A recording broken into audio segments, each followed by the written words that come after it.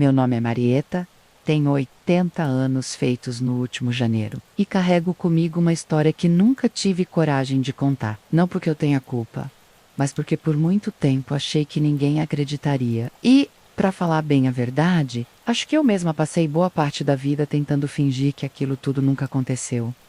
Nasci e cresci numa cidade pequena, do interior de Minas Gerais, daquelas onde todo mundo se conhece pelo nome, onde a vida gira devagar e os boatos correm mais rápido que vento em porta de igreja. Eu era uma menina simples, filha de lavradores, criada no respeito e no medo, porque na minha época, criança obedecia sem perguntar. O que os adultos falavam era lei.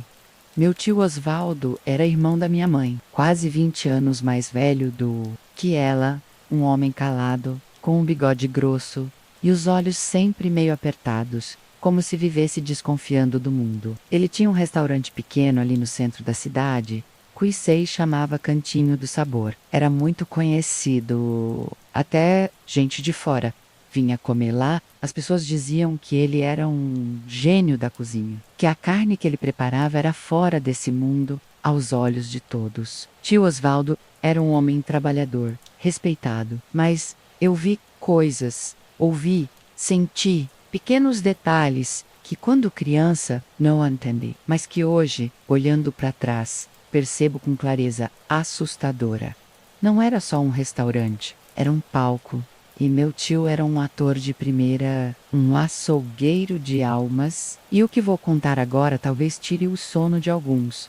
Porque por trás do melhor prato da cidade havia o pior dos crimes que um ser humano pode cometer. O restaurante dele era pequeno, mas sempre cheio. Tinha só 6 mesas.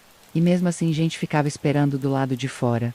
Ele fazia tudo praticamente sozinho. Só tinha um ajudante, de vez em quando, para limpar ou servir café. O cardápio era simples: carne cozida, carne grelhada, carne desfiada com arroz. E uma sopa que todo mundo dizia ser milagrosa.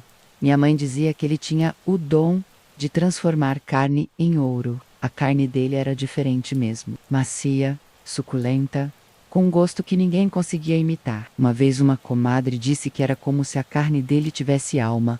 Mal sabia ela o quanto essa frase era literal. Na época, eu devia ter uns 12 anos. E apesar de pequena, eu era observadora. Tinha algo no jeito do meu tio que me deixava desconfortável. Quando ele olhava nos olhos de alguém por muito tempo, parecia que estava estudando a pessoa, medindo, talvez, e ele sumia por dias, sem Tizer on dia. Depois voltava com carne nova, como ele mesmo dizia, e o restaurante lotava outra vez. Nunca ninguém questionava, nem a procedência, nem o preço baixo. Era bom demais para perguntar. Mas as coisas começaram a fazer sentido para mim. Quando eu descobri o que havia no porão da casa dele, eu nunca fui uma menina curiosa demais. Mas tinha algo na casa do meu tio Osvaldo que me atraía e me assustava. Ao mesmo tempo, o porão. A casa dele ficava nos fundos do restaurante, uma construção antiga, com as paredes escuras e sempre com cheiro de fumaça e gordura. E ali, no canto da cozinha dos fundos, atrás de uma cortina pesada de lona, havia uma portinhola de madeira grossa que descia para o porão. Ninguém tinha permissão para entrar ali, nem os ajudantes, nem os fornecedores, ninguém. Quando eu perguntava para minha mãe o que tinha lá embaixo, ela respondia com aquela voz fria que só mãe zangada sabe usar: lugar de criança não é em porão de homem solteiro, e ponto final. Mas a curiosidade crescia em mim como mato em quintal de casa vazia. Até que um dia, num domingo à tarde, eu estava na casa dele ajudando minha mãe a organizar umas caixas com utensílios de cozinha. Tio Osvaldo tinha saído e o restaurante estava fechado. Minha mãe dormia numa cadeira de balanço cansada e eu, num impulso que não sei explicar até hoje, puxei a cortina e desci. O cheiro foi o primeiro a me bater no rosto. Forte, metálico, como sangue velho. O chão era de cimento úmido e uma lâmpada pendurada pelo fio iluminava o ambiente mau. Lá dentro vi uma bancada de aço com marcas de cortes profundos. Vi uma serra elétrica, facas penduradas como em açougue e ganchos ganchos presos no teto, com correntes, como se algo ou alguma coisa menos tivesse sido pendurada ali. Havia manchas escuras no chão. Na hora, não consegui pensar em nada além de sair correndo. Fugi tão rápido que tropecei na escada e bati o joelho. Minha mãe acordou com meu choro e veio me acudir. Quando ela soube que eu tinha ido ao porão, me deu uma surra com vara de marmelo e disse para eu nunca mais repetir aquilo. Que aquele lugar era trabalho de homem, não para menina metida. Mas nos olhos dela. Nos olhos dela havia mais do que raiva, havia medo. Foi ali que eu percebi. Minha mãe sabia, não tudo talvez, mas ela sabia que o irmão dela escondia algo horrível. E naquele dia, algo dentro de mim mudou. Nunca mais fui a mesma. Depois daquele dia no porão, meus olhos passaram a enxergar as coisas de outro jeito. E comecei a notar o que antes parecia normal. As pessoas estavam sumindo, e ninguém falava sobre isso. Eram sempre os mesmos tipos. Gente descartável aos olhos da cidade. Andarilhos que passavam por ali. Mulheres que viviam na zona. Mendigos. Rapazes que saíam do bar e nunca mais voltavam para casa. As mães choravam, os padres consolavam. Mas a polícia, nada. Diziam que era gente que não parava em lugar nenhum. Mas eu sabia onde eles estavam sumindo. Perto do restaurante. Sempre ali. Teve um caso que nunca me saiu da cabeça. Um homem chamado Agenor. Ele era simples, cortava lenha para os vizinhos, dormia num quartinho nos fundos da igreja. Certa vez, foi visto comendo no restaurante do meu tio. 2 dias depois, ninguém nunca mais viu o Agenor. E ninguém procurou direito. Depois teve uma moça, jovem, bonita, chamada Cleide, trabalhava num bar noturno. Contaram que ela discutiu com um cliente e saiu andando pela rua de madrugada. Foi vista perto do beco ao lado do restaurante. Sumiu também. O que mais me assustava era que, sempre após esses sumiços, surgia um novo prato no cardápio do restaurante. E as pessoas elogiavam. Osvaldo se superou com esse assado, diziam. Nunca comi uma carne tão macia. Eu ouvia aquilo e sentia o estômago embrulhar, porque eu sabia. Porque eu já tinha visto o porão, porque eu lembrava do sorriso frio dele servindo comida para as pessoas como se fosse um presente. Uma vez, eu tive coragem de perguntar, com a voz baixa, se ele sabia o que tinha acontecido com Agenor. Ele me olhou com aqueles olhos gelados e respondeu: tem gente que some gente que ninguém sente falta, e é melhor assim. Menos confusão. Fiquei dias sem dormir, mas ainda assim, nunca contei para ninguém. Tinha medo. Medo dele, medo de ninguém acreditar, medo de descobrir que havia outros, como eu, mas o pior ainda estava por vir.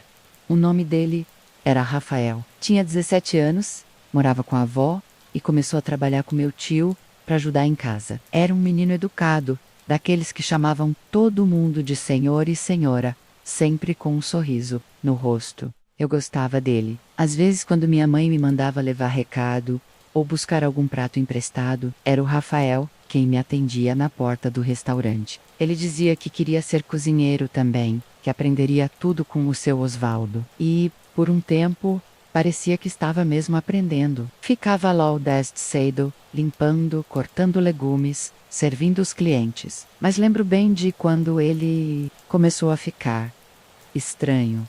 Um dia, eu perguntei se estava tudo bem. Ele hesitou e respondeu baixinho: seu Osvaldo é diferente. Às vezes, eu ouço barulhos no porão. Umas coisas esquisitas. Eu gelei, quis dizer para ele tomar cuidado, mas não tive coragem. E aí, numa segunda-feira de manhã, Rafael não apareceu no trabalho. A avó dele ficou desesperada, foi na delegacia, espalhou cartazes. A cidade toda ficou comovida por uns dias. O caso teve um pouco mais de atenção do que os anteriores, porque ele era de família. A polícia foi até o restaurante, conversou com meu tio, que disse que Rafael tinha sido dispensado por faltar sem avisar. Mentiu com uma calma assustadora. A polícia aceitou. Disseram que ele devia ter fugido com algum circo ou ido tentar a vida em Belo Horizonte. E 2 dias depois, o prato novo do restaurante foi anunciado. Carne cozida com batatas, ao vinho. O cheiro invadiu a rua toda. clientes enfileirados na porta, vi gente saindo de lá dizendo que aquele era o melhor prato que já tinham comido. E eu chorei, porque ali, entre o vapor da carne e o tempero forte, eu senti a presença do Rafael. Eu sabia.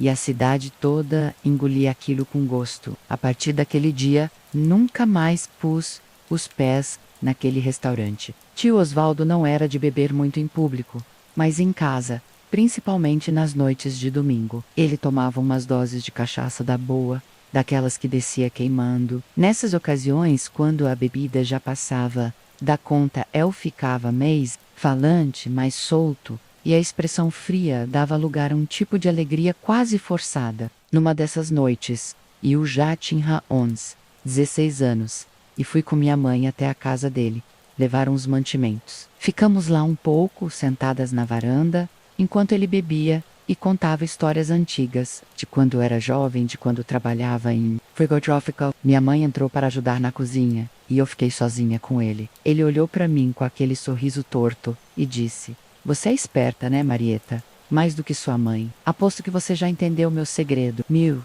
coração disparou. Tentei fingir que não sabia de nada, mas ele riu, um riso seco, e continuou: "Sabe o que faz a carne ficar boa? O medo. Quando a pessoa sente medo, o corpo todo muda. O sangue se agita, a carne endurece num ponto certo. É só saber cortar." Eu congelei. Aquilo não era uma metáfora. Ele estava falando sério, então ele se inclinou um pouco para frente, olhando nos meus olhos, como se quisesse me hipnotizar, e disse: "Não tem carne igual à humana. A variedade, os tipos de textura, os sabores. Homem forte da carne dura, mulher pequena da carne doce, criança. Eu nunca mexi com criança, mas já me disseram que é macia como leitão." Eu me levantei com as pernas tremendo, disse que precisava ir ao banheiro e fugi pela porta da frente. Minha mãe ficou sem entender, mas não me questionou. Nunca mais consegui olhar para ele sem sentir náusea. Naquela noite, chorei escondida, debaixo das cobertas. Ele tinha me contado. Não como uma confissão de culpa, mas como se estivesse orgulhoso. Como quem revela o segredo de um bom molho. E o pior, ele sabia que eu nunca contaria. Porque o medo... Marieta, o medo também preserva o silêncio. Tio Osvaldo morreu em 1978, num domingo quente de janeiro, do ataque cardíaco, bem ali no restaurante. Sentado na cadeira do caixa com uma xícara de café na mão, dizem que foi rápido, que ele caiu para frente, como se tivesse cochilado. A cidade chorou. O velório foi cheio, cliente antigo, vizinho, até político local apareceu. Era o fim de uma era.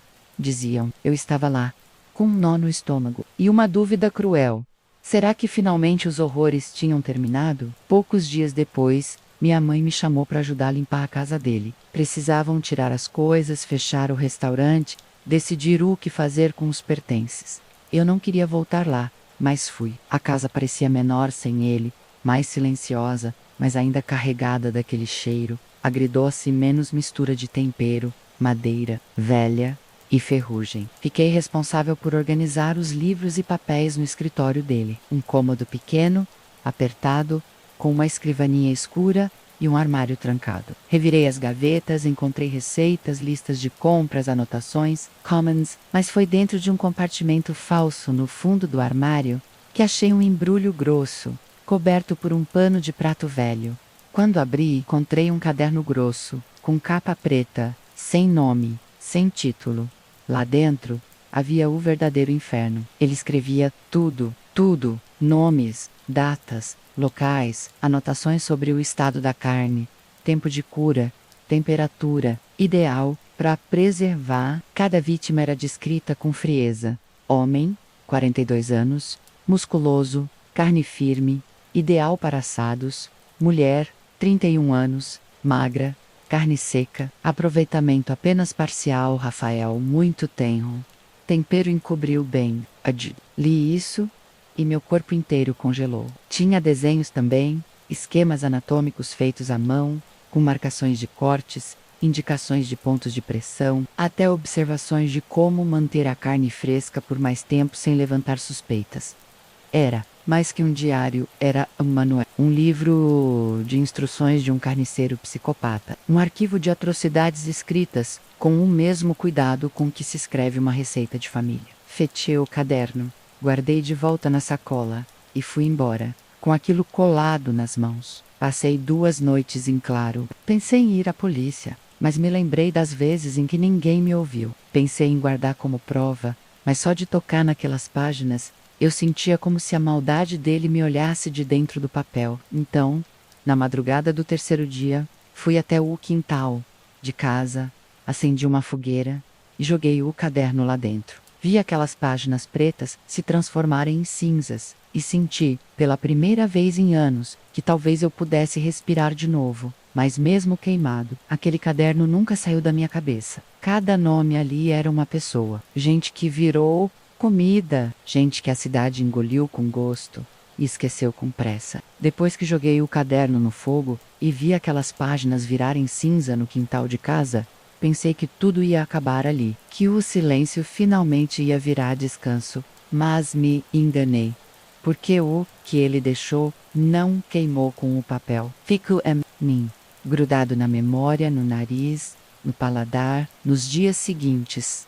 Tentei seguir a vida, tentei voltar à rotina, mas qualquer cheiro de carne fritando me fazia querer chorar. No começo achei que fosse psicológico, trauma, mas era algo mais profundo. Era como se o corpo reconhecesse por instinto o que a mente insistia em esquecer. Foi aí que entendi por que nunca mais consegui comer carne. Nem bife, nem frango, nem porco, nada. Bastava ver a cor, o corte, que o enjoo vinha. Mas o que me perseguia, o que mais doía, era o cheiro da sopa das quartas-feiras. Aquela sopa que ele fazia com tanto zelo, que todo mundo elogiava como se fosse ouro líquido. Quando eu era menina, tomava sem culpa, achava saborosa, diferente de qualquer outra. Mas depois de ler o caderno, depois de ver as datas, eu soube. Ele sempre preparava a tal sopa especial logo depois que alguém desaparecia. Estava tudo lá registrado.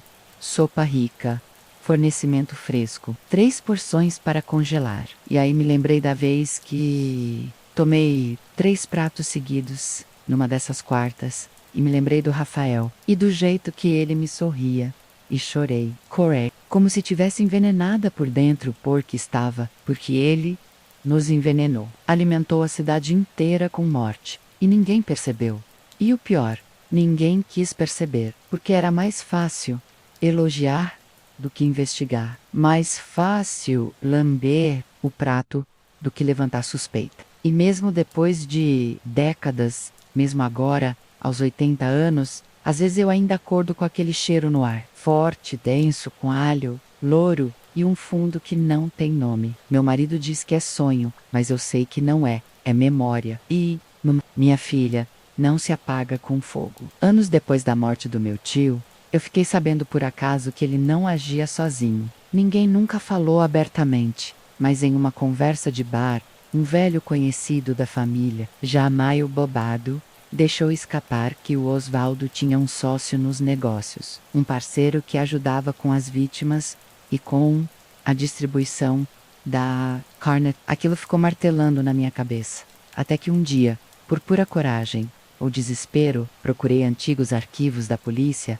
e consegui uma cópia do inquérito de um caso mal arquivado. E lá estava o nome Álvaro, um homem discreto, que trabalhava como açougueiro na cidade vizinha. No caderno que queimou, eu lembrava vagamente de anotações com esse nome, como fornecimento, extravia Álvaro ou transporte garantido. Pelo Socio, era ele quem cuidava da logística, do transporte das carnes para restaurantes de cidades próximas, garantindo que ninguém suspeitasse. Quanto mais eu investigava, mais percebia que a rede era maior do que eu imaginava. Álvaro também desapareceu misteriosamente pouco depois da morte do meu tio, mas nunca encontraram nada contra ele. A polícia abafou o caso, e as pessoas preferiram esquecer. Isso me mostrou que não era apenas um homem doente, mas uma engrenagem cruel funcionando silenciosamente. A cidade inteira era cúmplice sem saber, e alguns poucos sabiam demais, e fecharam os olhos.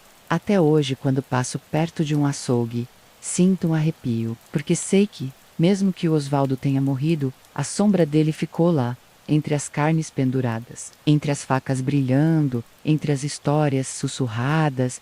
Nunca, nem uma única vez, alguém desconfiou que o assassino, o monstro por trás daquele horror todo, fosse meu próprio tio Osvaldo. Ele era respeitado, conhecido na cidade, um homem simples, trabalhador, dono do restaurante que todos amavam. Frequent, as pessoas olhavam para ele e viam o senhor bonachão, o tio de família, o homem que fazia a melhor carne assada da região. A ideia de que ele pudesse ser um serial killer que vendia carne humana disfarçada em seus pratos era absurda demais para que alguém sequer cogitasse. Mesmo a polícia, que recebeu várias denúncias discretas, sempre voltava de mãos vazias, com explicações frouxas e desculpas esfarrapadas. O medo e o silêncio funcionavam como um véu que protegia meu tio e o mantinha intocável. Até o dia em que eu recebi uma visita inesperada em minha casa. Era uma mulher, suja, magra, com olhos fundos e marcados pelo sofrimento, que disse se chamar Lúcia. Ela contou que havia sido uma das vítimas de Osvaldo, que havia conseguido escapar de um dos porões, depois de meses presa e submetida a horrores que eu nem conseguia imaginar. Lúcia relatou como ele a aprisionou, como a manteve viva apenas para experimentar o sabor da carne fresca, como a torturava para que não surtasse e pudesse ser uma fonte constante. Ela descreveu o cheiro insuportável do porão, os gritos abafados, o silêncio pesado que se instalava quando o restaurante abria, como se nada estivesse acontecendo ali. Lúcia me contou que, uma noite, aproveitando uma distração, conseguiu fugir rastejando por um buraco escondido na parede e depois vagou até encontrar ajuda. Ela nunca havia falado antes com ninguém, com medo de que o monstro a encontrasse de novo, mas precisava contar a verdade. Foi a primeira vez que ouvi, da própria boca da vítima, o pesadelo que meu tio havia criado e mantido por tanto tempo. Eu senti uma mistura de horror, raiva, vergonha e um desejo desesperado de justiça. Mesmo sabendo que o mundo lá fora não estava pronto para acreditar, Lúcia me implorou para proteger sua identidade e garantir que sua história não fosse escrita. A partir daquele momento, meu medo virou luta e meu silêncio se quebrou em pequenos pedaços. Depois que Lúcia me contou tudo, eu senti uma urgência que nunca tinha sentido antes. Era como se uma parte de mim tivesse acordado. A parte que queria acabar com o silêncio, com o medo, com a impunidade. Sabia que não podia ficar parada. Comecei a juntar tudo que tinha, o que eu vira no porão, os nomes que meu tio anotava no caderno, as histórias das vítimas desaparecidas e, claro, o testemunho de Lúcia, que era a prova viva de tudo aquilo. Decidi procurar um delegado novo, que tinha acabado de chegar na cidade.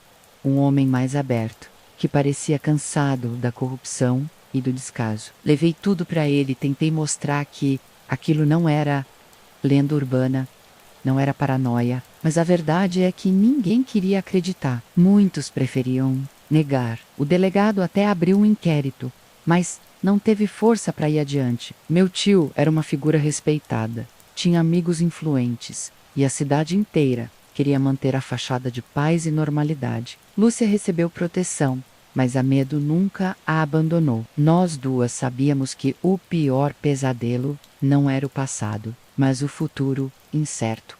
Mesmo assim, eu não desisti. Comecei a contar essa história em voz baixa para pessoas de confiança, para famílias, para quem quisesse ouvir. Queria que a memória das vítimas fosse preservada, que o horror fosse conhecido, para que nunca mais se repetisse. Aos poucos, fui juntando outras histórias, outros relatos abafados, que ninguém teve coragem de trazer à tona antes. Essa luta me transformou, fez de mim uma guardiã silenciosa daquela verdade terrível. E apesar de tudo, encontrei uma força que eu não sabia que tinha, um desejo de proteger os inocentes e dar voz aos esquecidos. Depois de meses enfrentando ameaças e o silêncio cúmplice da cidade, eu percebi que sozinha não conseguiria fazer justiça. Foi quando, num encontro casual numa igreja, conheci o jornalista Paulo, um homem que tinha chegado recentemente ao município e que estava decidido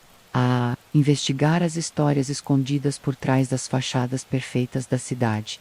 Paulo ouviu minha história com atenção, sem julgamentos, e prometeu que juntos poderiam fazer a verdade vir à tona. Ele começou a vasculhar arquivos, conversar com antigos moradores, procurar registros policiais, e o que descobriu foi ainda mais chocante do que eu poderia imaginar. Desaparecimentos que nunca tiveram explicação, pessoas que sumiram misteriosamente, outros restaurantes e açougues que fechavam do nada, rumores sufocados por décadas. Decidimos lançar uma série de reportagens que revelavam, com documentos, depoimentos e provas, o que meu tio e seu sócio Álvaro haviam feito durante anos. As matérias foram publicadas em capítulos e aos poucos começaram a mexer com a consciência da população. A cidade, que antes preferia fechar os olhos, começou a sentir o peso do passado. Famílias que perderam parentes há muito tempo procuraram ajuda para reabrir investigações. Pessoas se uniram para exigir justiça e a polícia finalmente se viu obrigada a agir. Claro que nem tudo foi fácil. Havia resistência de setores poderosos, tentativas de manipulação da mídia, pressão para desmentir os fatos. Mas o trabalho do Paulo e a minha determinação fizeram a verdade se espalhar como fogo. A história de horror que parecia enterrada voltou a ser discutida em cada esquina, nas escolas, nos mercados, nos bares. Muitas vítimas que antes tinham medo agora encontraram coragem para falar, para denunciar, para exigir que os culpados, mesmo aqueles que já tinham partido, fossem responsabilizados pelas marcas deixadas. Para mim, aquele período foi exaustivo, doloroso, mas também libertador. Eu senti que pela primeira vez estava fazendo justiça de verdade, que as vozes daqueles que não podiam mais gritar estavam sendo ouvidas. A cidade nunca mais seria a mesma, porque a mentira tem pernas curtas, e a verdade, mesmo que tardia, sempre encontra seu caminho. O trabalho incansável que eu e Paulo fizemos finalmente começou a ganhar a visibilidade que precisava. As reportagens foram reproduzidas em jornais maiores, programas de rádio começaram a discutir o caso,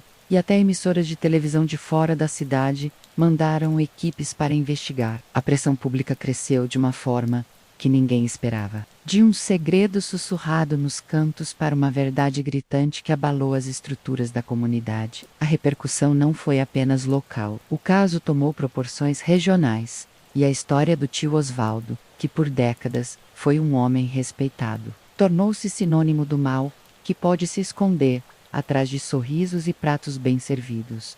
O foco então se voltou para o tal sócio, Álvaro, que parecia ter desaparecido sem deixar rastros. A polícia reabriu os inquéritos e mobilizou equipes para localizar esse homem que, segundo as evidências, havia sido fundamental para toda a Operação Macabra. Após uma busca que durou meses, conseguiram encontrá-lo vivendo em uma cidade vizinha, com uma nova identidade e tentando desaparecer do passado. Ele foi detido e finalmente levado à justiça, onde as vítimas e suas famílias puderam começar a ver alguma esperança de fechamento. Todo esse processo, apesar de tardio, foi uma vitória para mim e para Lúcia, para todos que sofreram e para aqueles que perderam entes queridos. A visibilidade da mídia foi fundamental para isso. Sem o apoio e a coragem do jornalista Paulo, não sei se conseguiríamos romper o muro de silêncio e impunidade. Apesar da dor que o caso trouxe à tona, houve uma sensação de justiça restaurada, de que a verdade pode vencer, mesmo que anos depois. Depois de tantos anos vivendo com medo, com dores que pareciam não ter fim, eu finalmente encontrei uma forma de seguir adiante. A verdade, por mais cruel que fosse, me libertou. Aprendi que carregar o peso do silêncio só me afundava ainda. Mas abrir o peito e contar a história, mesmo que difícil, era um ato de coragem e amor pelas vítimas, inclusive por mim mesma. O perdão que encontrei não foi para esquecer o que aconteceu, mas para aceitar que não podia mudar o passado, que precisava cuidar do meu presente e do meu futuro. Encontrei paz em pequenas coisas, nas conversas com minha família, nas memórias boas que ainda restavam, na solidariedade de quem me ouviu e me apoiou. Sei que essa história não termina aqui, que as marcas continuarão para sempre, mas também sei que a luz da verdade pode iluminar até os cantos mais escuros. Se você chegou até aqui, obrigado por me ouvir. Essa é a história que eu precisava contar, para que ninguém esqueça que o mal pode estar mais perto do que imaginamos, mas que a coragem e a verdade sempre têm poder para vencer. Se você gostou desse vídeo, não se esqueça de se inscrever no canal para ouvir mais histórias reais e impactantes. Deixe seu like para apoiar esse trabalho e compartilhe nos comentários o que você achou. Sua opinião é muito importante para mim. Juntos, podemos manter a memória viva e garantir que essas histórias não se repitam. Muito obrigada.